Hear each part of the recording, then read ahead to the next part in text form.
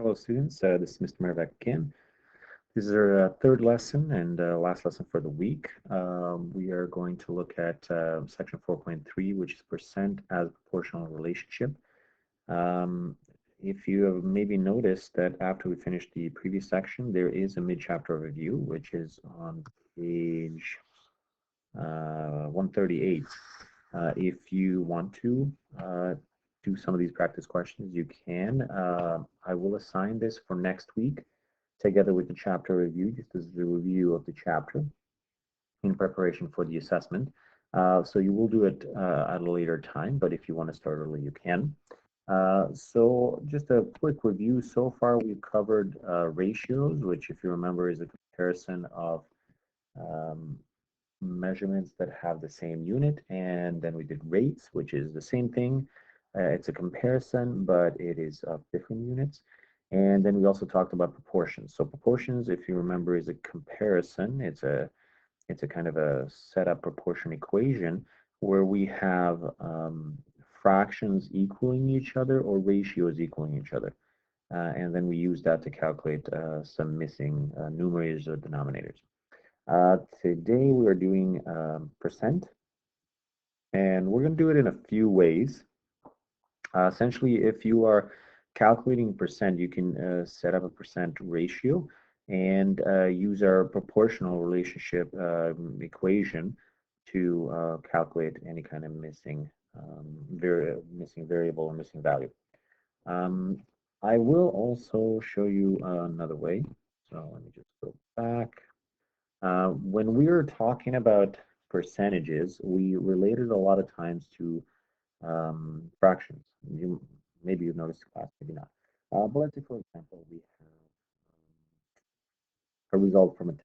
So we say that a test set up 50 marks, and you got 17 marks in total. So this is a fraction. So fraction. Yeah, there we go. So this is a fraction. Now, what we can do with this fraction is we can convert it into percentage. So what we have to do is first thing that we have to do is we have to turn it into a decimal. And then we're going to calculate what 17 divided by 20 is, which is 0.85. So this is the decimal form. And all we had to do to go from fraction to decimal is divide. There we go. And the last step to get percent is we multiply by 100. So we've done this a few times, which means that in this case, there's 85%. There we go. So that is how you go back and forth. Now, we went one way, so now if we go the other way, let's say we want to convert something from a percent, instead of multiplying by 100, what we did here, we're going to do the opposite. We're going to divide by 100.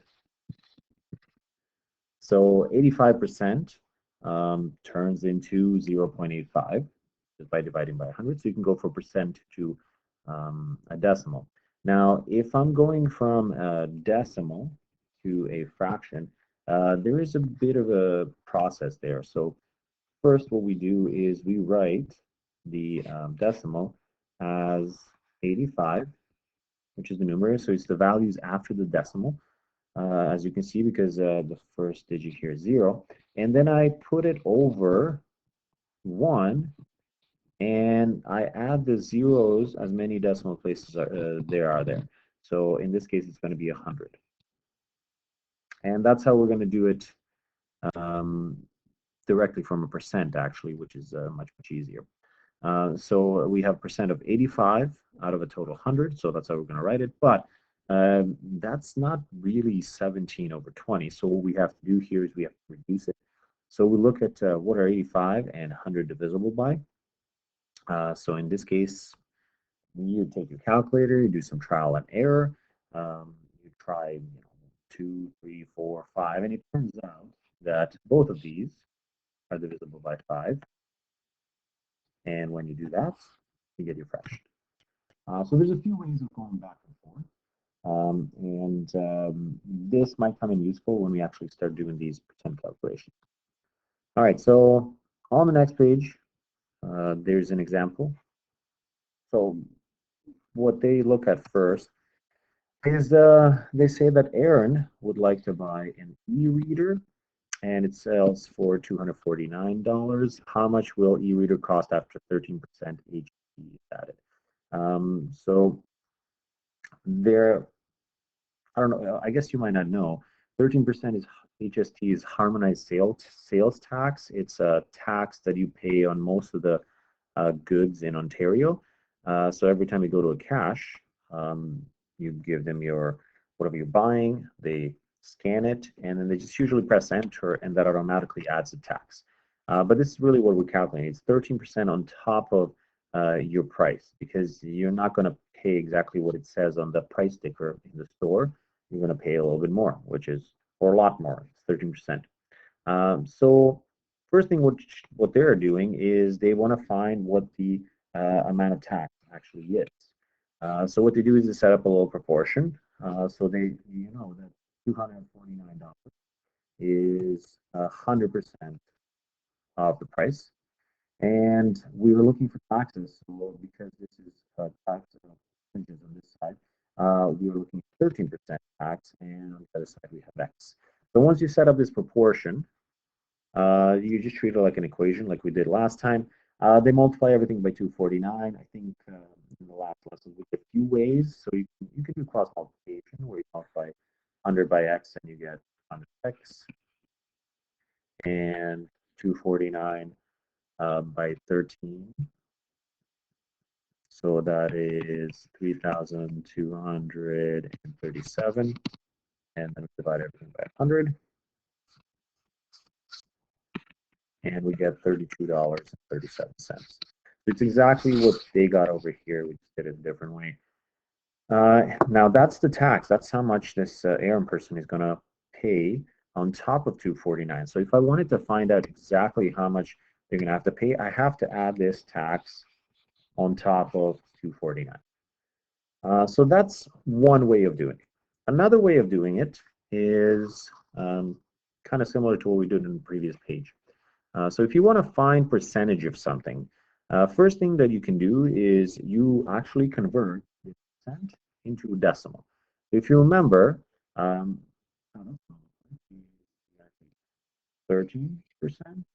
and you're going to divide it by 100. And that's going to give you the decimal form. So in this case, it's 0.13. Here we go. And in order for me to find what the tax is, I'm going to take the decimal form and I'm going to multiply by my price, 249. That is going to give me 32.37 right away. So I know this is my tax. So the key is you convert it into a decimal and you multiply it with whatever the price is of your product, and that is going to be a tax in this case. So 13% of 249 is $32.37. And then the same thing as the example question, you just add the tax on top of the original price, and you're paying $281.37. All right, so next example. Actually, let me just go practice question. Okay, we're gonna skip this, and we're gonna go to number 2. So it says, can a percent be greater than 100? Provide an example and explain. The easiest example, I'm going to use the cost again. You're buying a product. Your product, let's say, is shoes. The shoes are $100. And on top of that, you're going to pay 13% more. So my $100, actually, let me change that. I don't want it to be $100. Let's say it's $200 shoes. $200 shoes. That represents 100% of the cost of these shoes. On top of that, I have to pay for tax. And if you remember, tax is 13% of the original price, which is $200. So on top of that 100%, I'm going to have to add another 13% tax. So in total, my price is going to be 113% that I'm going to pay. yes, you can have more than 100%.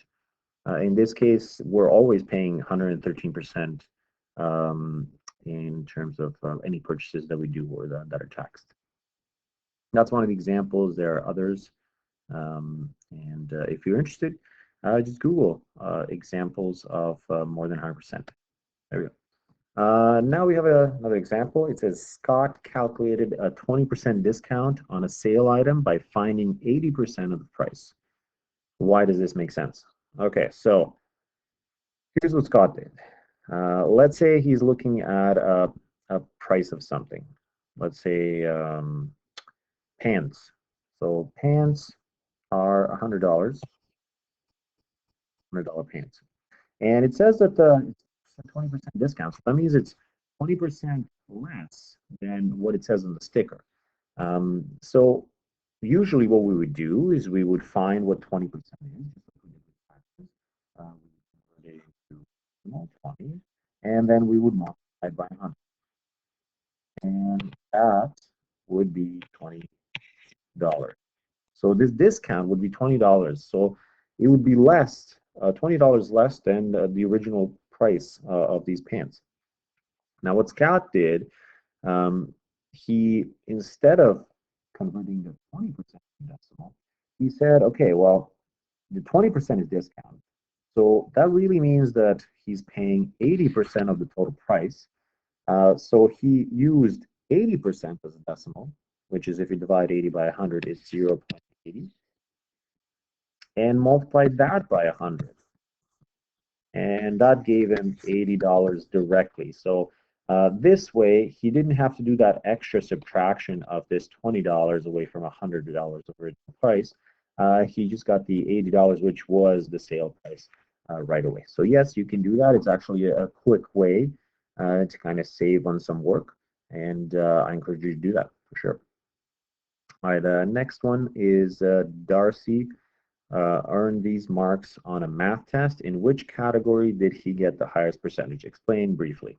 All right, so if you remember, you can go from fraction to decimal to percent. This is one of these examples. Darcy, yeah, he got 4 different categories of marks: knowledge, application, thinking, and communication. Each one represents a certain percentage. So if we look at the first one, we have 20 over 27. So the first thing that we're going to do to go from fraction towards percent is that we have to divide it into decimal. So 20 divided by 27 is 0.74, and then to turn it into decimal, into percent, sorry, decimal, we multiply by 100, and we get, in this case, 74%. So this is what Darcy got on his knowledge. The next part is the application part. It's the same process, so we have to divide 12 by 15. I'm just going to write it down here. Split that up. Actually, let's do that. So 12 divided by 15 divided by 15. I'm doing it on my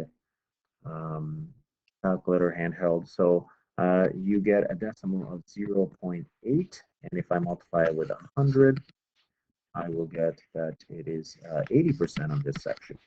80%. Next one is thinking, 7.5 out of 10. If we divide it, we're going to get, well, let's do it. 7.5 divided by 10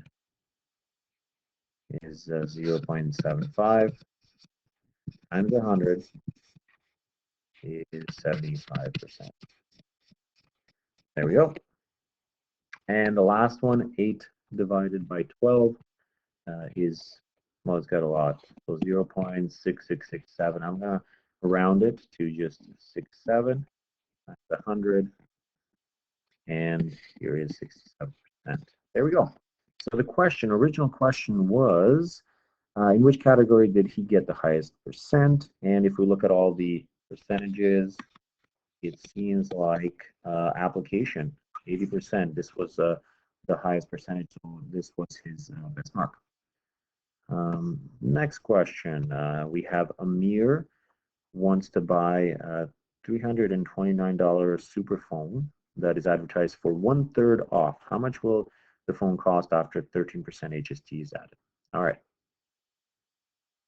So look at the question, and yes, there's percentage HST, but we have to look at all the other pieces of information. So we know that the original price is $329. We do know that there's a sale, and it says that it's 1/3 off. So what does that really mean? Well, we know that the whole price, $329, is 3/3.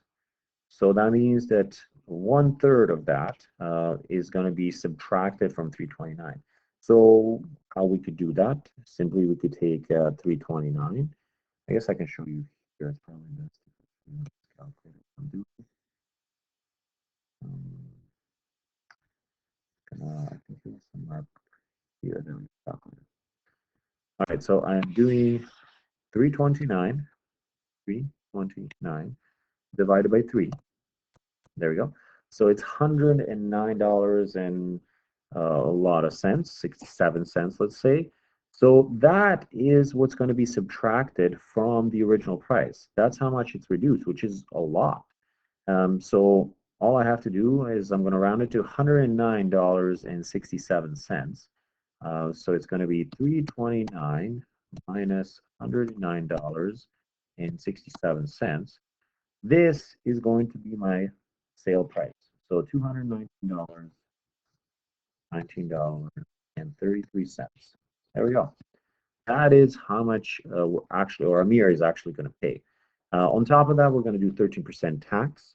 So I will show you another way of actually calculating tax, which is kind of a shortcut. We know that we're paying for the price, which is 100%. So that's the new 100% is the 219.33. That's 100%. And we're going to have 13% on top of that. That's 113%. That is what we're going to pay. So if we want to calculate that, we're going to use the same process that we used before. We're going to convert this into a decimal. So we're going to divide 113 by 100, which is going to give us a decimal of 1.13. There we go. That's a decimal number. And then we're going to multiply it with with our price, 219.33, and that is going to give us our final total price, including the HST. So what we're doing here is we're avoiding calculating 13% and then adding it on top. This is all in one shot. So times 1.3. There we go, $247.84. So 247.84. There we go. So that is how much Amir is going to pay.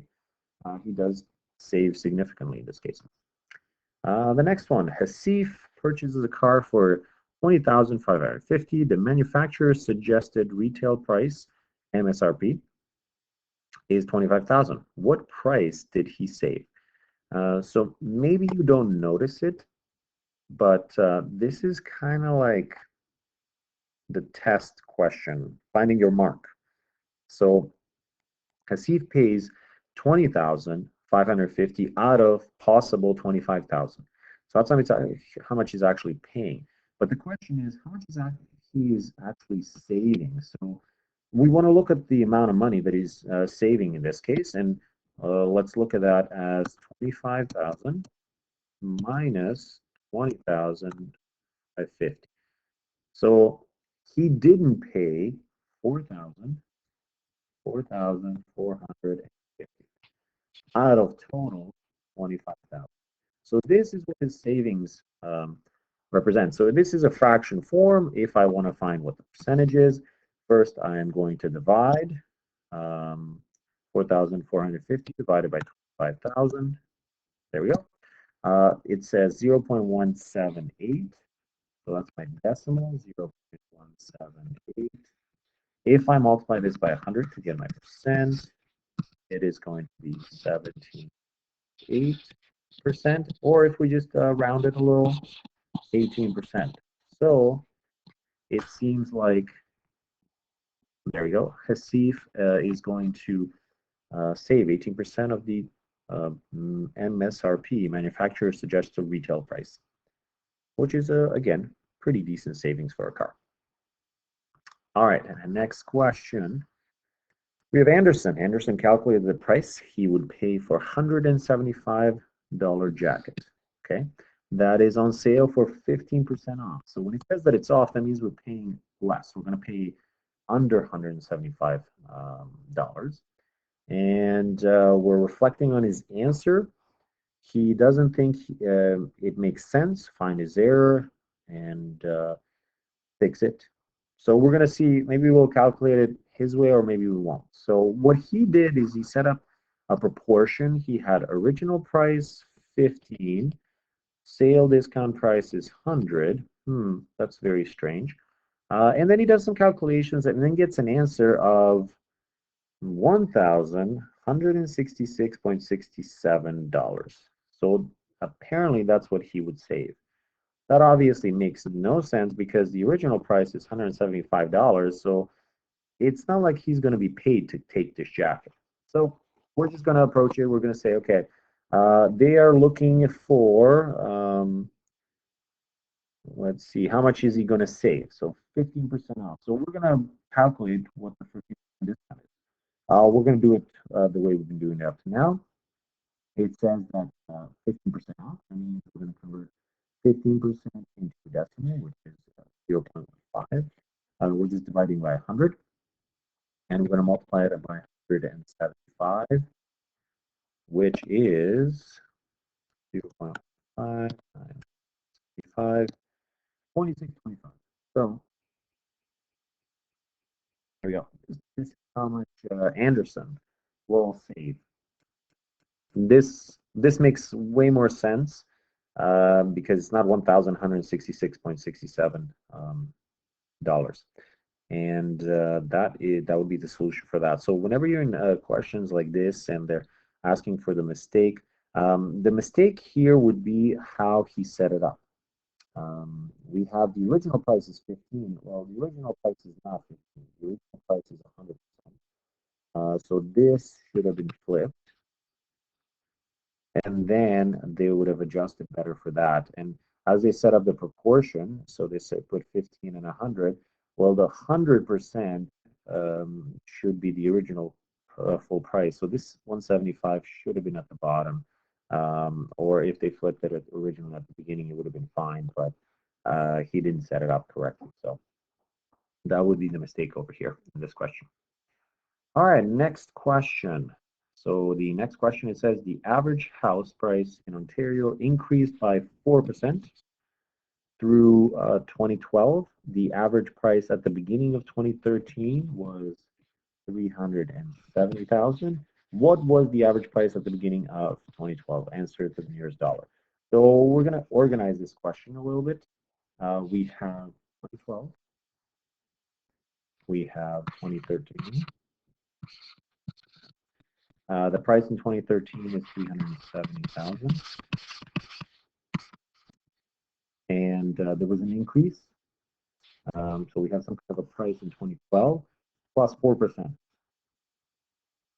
And that gave us 37,000, 370,000, not 37,000. So our question is, we kind of have to work backwards. We have to work backwards to find out what the price in 2012 is. So this question can be solved in a few ways. I'm going to approach it kind of from the beginning, from 2012. So imagine we have a price, 2012, and I'm going to say price X, and it's going to increase by 4%. So if I want to save time, I know that this original price in 2012, that's my 100%. And to that, I'm going to add 4%. And that's going to be 104%. So that's what it's going to be in 2013. That is 370,000. So if I wanted to calculate, let's say what's going to happen in 2013, I would take 104,000. I would convert it into a decimal, which means we're going divide 104% by 100, that would give me 1.04. And if I multiply that original price x 2012 by 1.04, I should get 370,000. That's it. So if you look at this, x times 1.4, I'll just rewrite it so that it looks more familiar. That is 1.04x equals 370,000.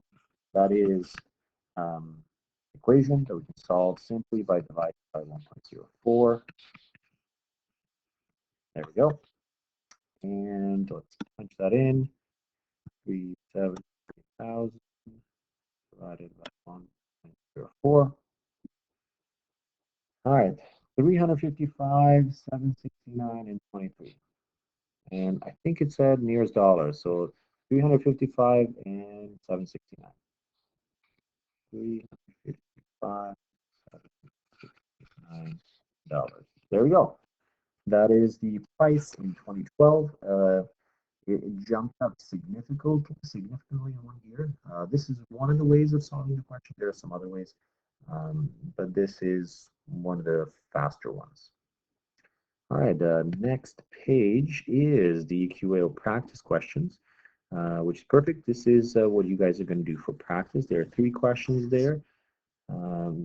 Complete all of them, and if you have any questions, write them down so that you can ask me when we meet face to face. That is it. Thank you. Bye.